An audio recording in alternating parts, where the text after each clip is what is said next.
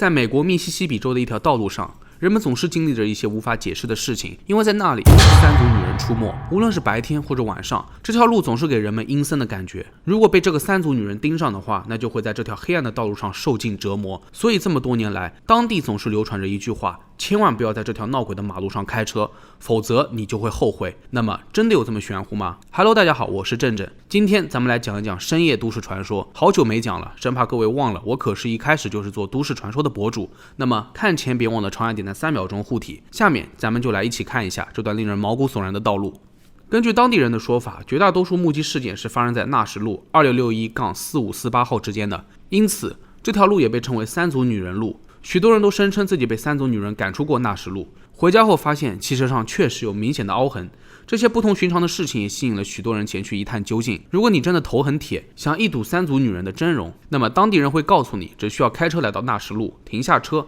关掉车灯，然后在一片漆黑当中按3声喇叭。这一系列操作下来，三组女人就会现身。她首先会敲敲你的车顶，不过这个时候你想跑也已经来不及了，她会把你追杀到路的尽头。而且不要以为躲在车里就有用，三组女人拥有十分大的力气，她会用身体不停地撞击车辆，大半夜的搞追杀也足够吓人的吧。不过这还不是最恐怖的，联想一下她的名字你就有数了。比起正常的女人，她可是多了一条腿，而且是牢牢地缝合在身体里的。那关于这第3条腿是哪里来的，说法就有很多了。第一个版本是，曾经在纳什路里面有一座教堂，一群邪教成员在里面进行过献祭，后来教堂被拆除了，但献祭的产物也就是三组女人就一直阴魂不散。第二个版本是说，有一个叫做罗斯的女孩被绑架并进行了肢解，但尸体部分一直没有完整的找到，她的母亲不想放弃，势必要把这个地方翻个底朝天，寻找出完整的罗斯尸体。后来有人看到她只找到了罗斯的一条腿，心灰意冷的她决定把这条腿缝合在自己的身上，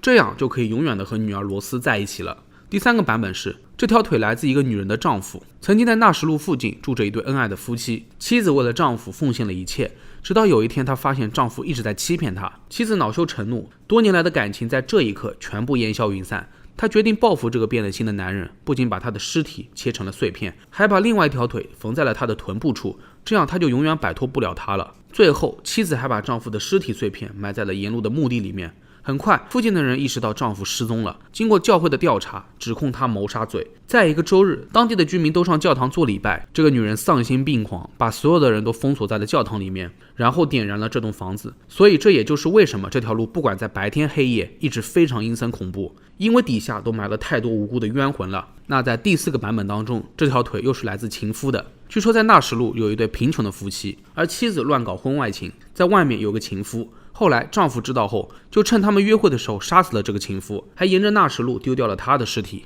在抛尸的过程当中，情夫的一条腿遗落在了桥上，妻子得知后把他缝在了自己身上。最后她不堪忍受丈夫的羞辱与谩骂，于是发了疯，杀了丈夫后选择自杀。后来她化为了一个冤魂，徘徊在了纳什路街头。那么抛开这些，有一部分当地人从小就会听说这个三组女人的故事，但她其实并没有什么背景，在长辈的叙述里面，她就是个追逐汽车的恶魔。当然了，父母也常常会利用三组女人来吓唬孩子，如果不听话的话，3条腿的女人就会来抓住你。其实关于三组女人的故事版本，没有人能确定哪一个版本相对真实性高一些，毕竟说来说去它也只不过是个都市传说嘛。但是从这些故事当中都表明了，三组女人对于这个地方充满了怨恨，无论是哪种理论，许多人都不信邪，还特地赶去纳什路探险，有的按了3声喇叭，有的则闪了3下车灯，似乎都成功召唤出三组女人过。而且有很多人还表示自己亲耳听到了女人的低语声，试图吓退他们离开纳什路。当然了，版本过多的鬼故事可信度真的很低，